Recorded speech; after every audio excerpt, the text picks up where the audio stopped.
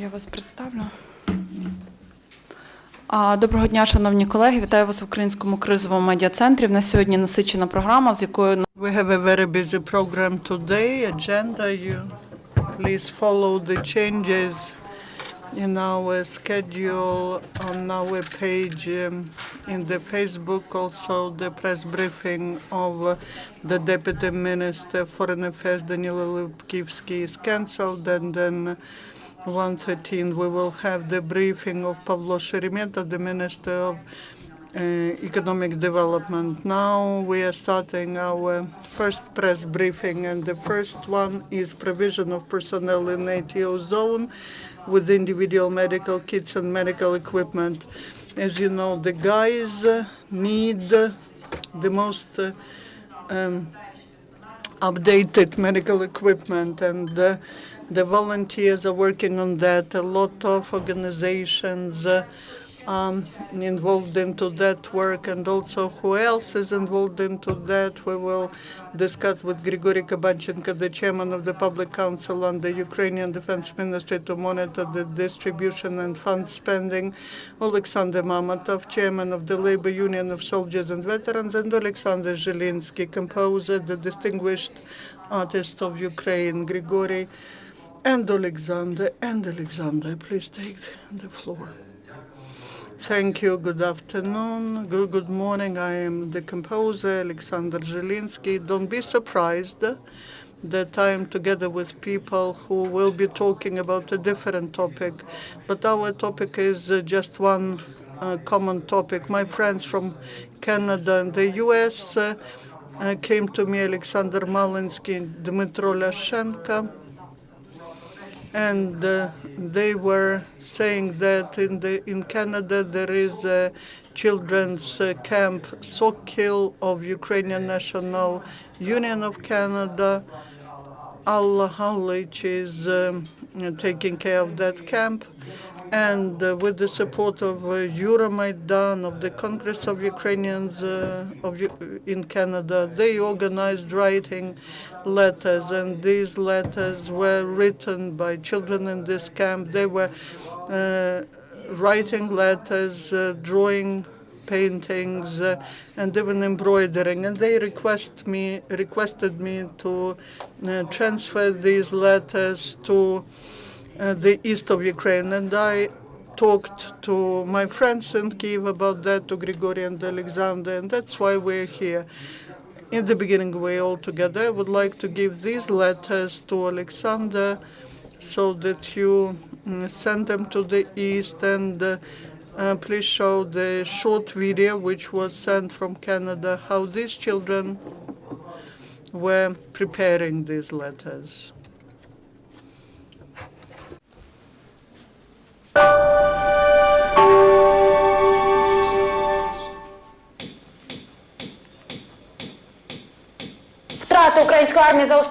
The losses of Ukrainian army, 24 warriors were killed and 93 wounded. The paintings that cost just as the bulletproof vests, because the children are raising the spirit of the warriors in the ATO zone.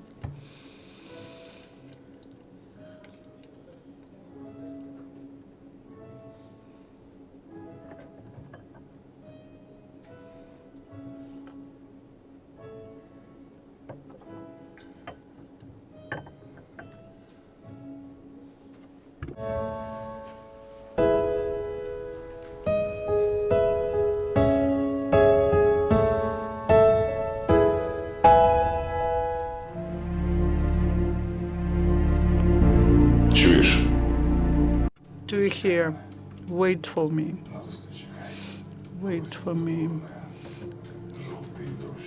When there is the yellow rain, wait during the rain and the snow, when no one is waiting for others, when everyone forgets the others, and when there are no letters from far away. Others are not waiting, they are tired. I will be back. Just wait for me. Those who say, go further, They are to be forgotten. They should forget. Let the mother and the son believe that I am not alive. The friends will think, okay, he was there, now he's not here. They will sit all together, they will have some wine, they will commemorate my soul. But you wait for me. Wait for me. I will be back.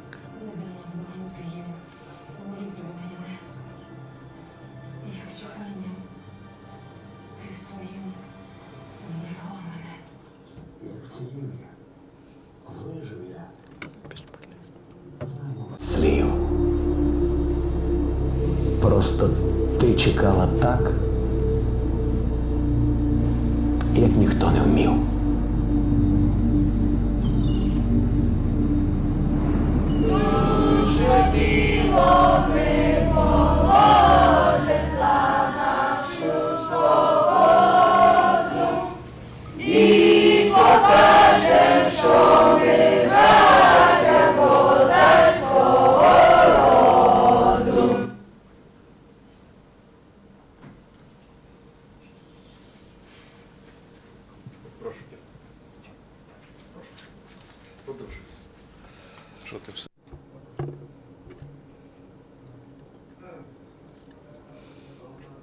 During the last week, I came to the military unit which participates in fightings in the east, and we were bringing some food products, clothes, medications, and children, because many soldiers who participate in ATO, many military, they have children. When we were giving the letters, they were putting them on the walls in their tents, because for them it is a huge moral support. I would like to thank these children who are helping our military, because the support of parents by children, that is the most important thing that we have.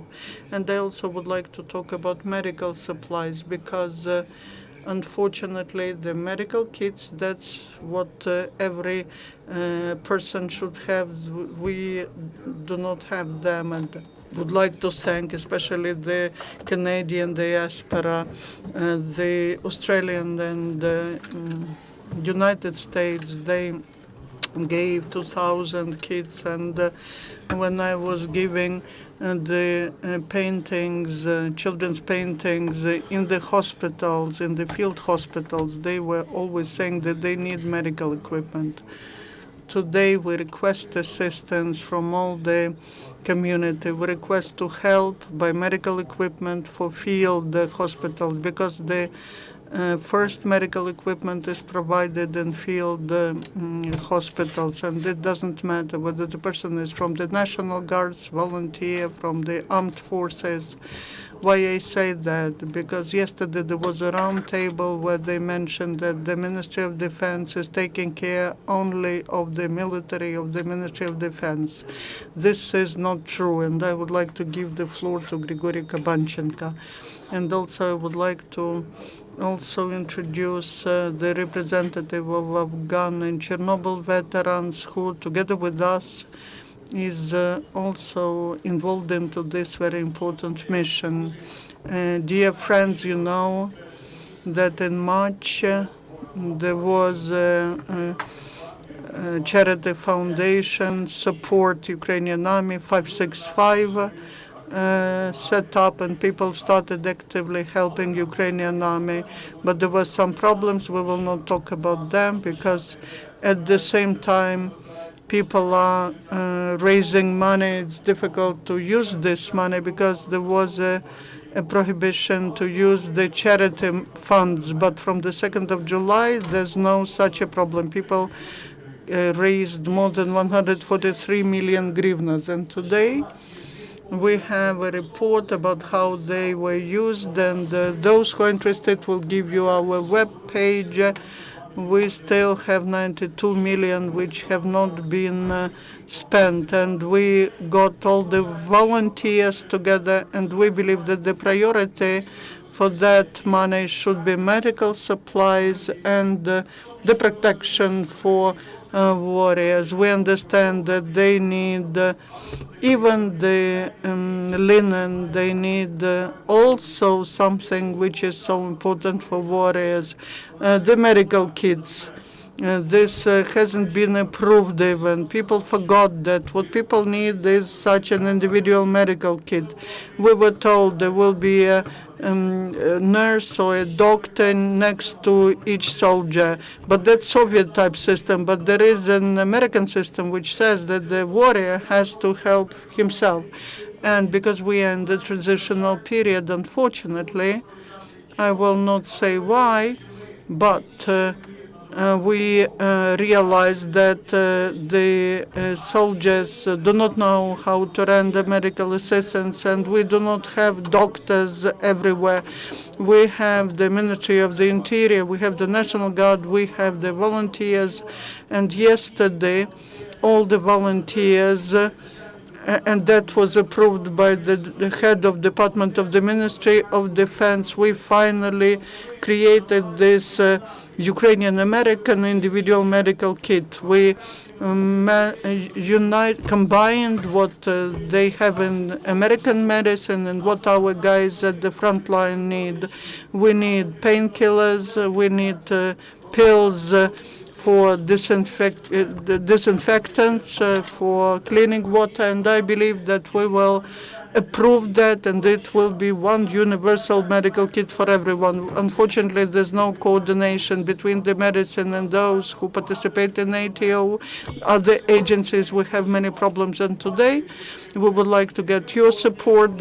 We have the support of the volunteers, so that the priority for use of money is medical supplies, bulletproof vests and the helmets.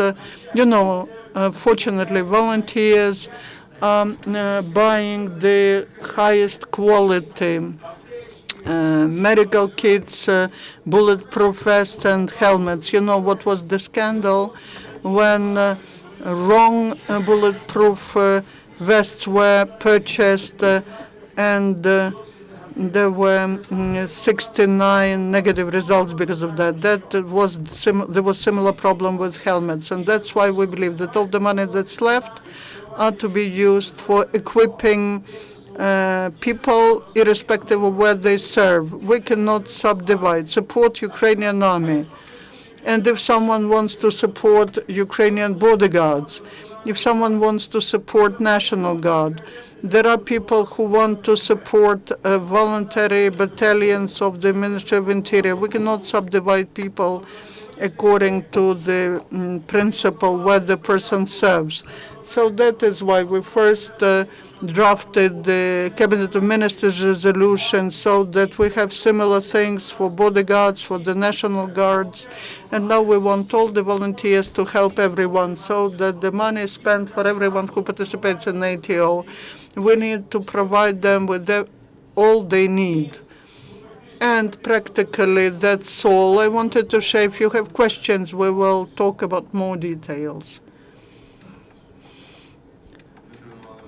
We were holding Maidan with our brothers. We were fighting for the dignity of our state, Ukraine.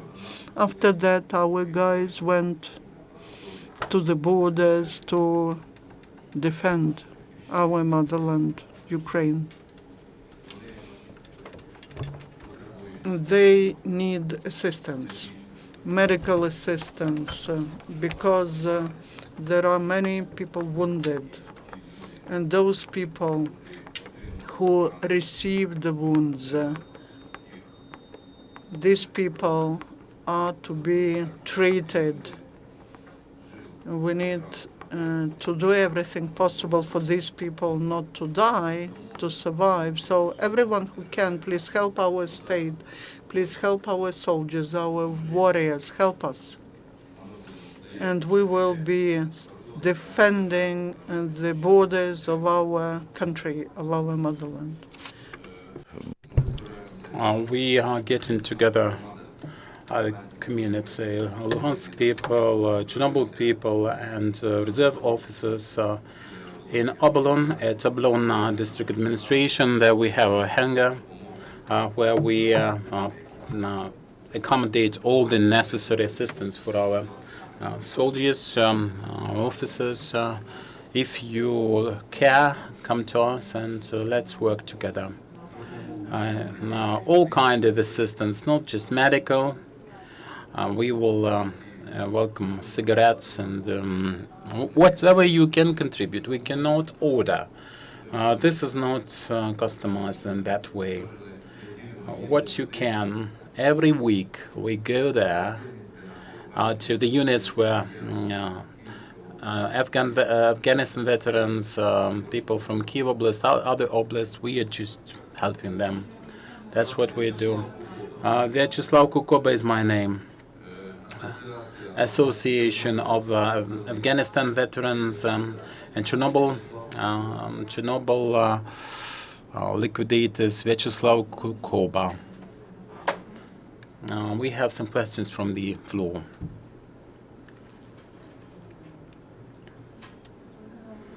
Ukraine TV channel. Can we now say that when we buy all the things necessary, there are some discounts provided by vendors or suppliers? Because we have rumors that people make a lot of money on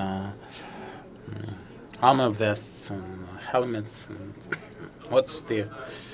I would like to tell you, now we have, and we had volunteers from the first day. The blood-stopping means 3 manufacturers, 2 of them are supplying without any margins. And the third one we found came to Ukraine and wanted to provide even better means and ready to supply. The same with bandages. And you know that volunteers, as we have competition for the public, the best suppliers win. That's the rule. Practically, let's tell the truth here. We had one refusal on cigarettes when Kiev Oblast put together some foodstuffs, water, and all the necessary things. The only problem was cigarettes. They used to provide them in the army, and they then cancelled that, and they promised for the wartime. We understand that smoking is a bad habit, but if people want that and demand that, we have to provide. All the rest of sectors provide with discounts and sometimes free of charge even. Thank you. Any further questions, please? Radio Liberty, Yana Polanska, in more detail, what kind of kit they have, and what do you offer, and what's the difference? At this point, our men have this Soviet-like old-fashioned blood-stopping thing. Now what they provide from NATO, it's very good, but there in the kit there's no painkiller or antibiotic. So I can show you our Ukrainian kit, what we got. This is the old package in plenty at the warehouses. We still can use them somehow. And we also have the painkillers. And we have this napkin to stop the blood. And we have this string. It's not very good, maybe, but something that we can do considering the means that we have, the financial means. And we also have antibiotics, and this is for decontamination of water. The tablets, when you have you work with it, you have to replenish. The nurse or the doctor have to replenish using the stock. But tomorrow and the day after tomorrow we'll have even better things. What's the cost? 692 hryvnias. Well, this antibiotic, when you use it, they come to the medical units and they get it the bandage or need Celex and bandages. Unfortunately, we have no opportunity abroad. They found some opportunities. Medical, pharmaceutical producers and vendors, they promised it without any margin. They just wanted to have a purchasing agency here, procurement agency, authorized procurement agency to become their counterpart. Officially at this point, we have 50,000 people participating in ATO. Officially, this is official. We know that at least 60,000 kids as of yesterday. We can add some batches to later stage. How much do we need? About 40,000, maybe even 50,000, because it's in use, actively in use, and we need 10% for the reserve. For Grigoryi, the 90 million hryvnias that you still have on the accounts, what do you want to use them for? We'll plan the General Staff of the Ministry of Defense to use that for individual and collective security of our combatants, medical kits, harnesses, helmets, armor vests, and also field hospitals equipment. So we put together all the volunteers, all the experts available. These are the most urgently needed things. I, in cooperation with any other agents like Salex, like you said, this drug should be available, but administration of this drug is a very important thing because some combatants do not know how to use it. We have the Red Cross Society. We had a meeting with them, and they promised to teach everyone, volunteers who were teaching under the American program, the Red Cross Society, and we arranged that round the clock. Every combatant in the combat area is being instructed according to this American technique.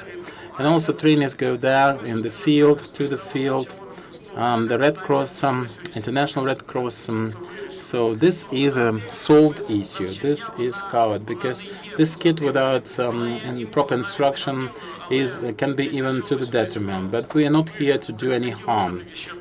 We would like to have more positive things. Are there any other questions? Yes, one thing you are asked. There are other things, like those manufacturers approached us and wanted to remove the value-added tax, and the parliament supported that, and the president signed it off. It all supposed to be minus 20%.